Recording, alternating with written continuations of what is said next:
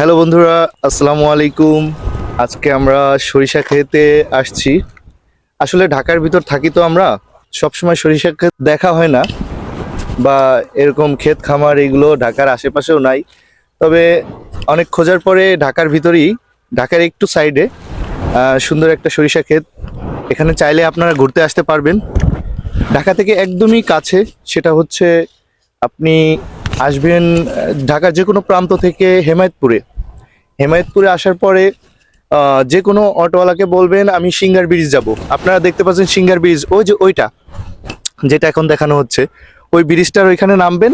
Just খালি এইখানে এই ক্ষেতটাতে আসবেন। সুন্দর একটা লোকেশন। আপনারা যারা সরিষা ফুলকে পছন্দ করেন, প্রাকৃতিককে পছন্দ করেন, আপনারা অবশ্যই আসবেন। এখানে অনেক সুন্দর ফুল, সুন্দর সুন্দর ছবি তুলতে পারবেন। এবং এর সাথেই একটা নদী আছে। নদীর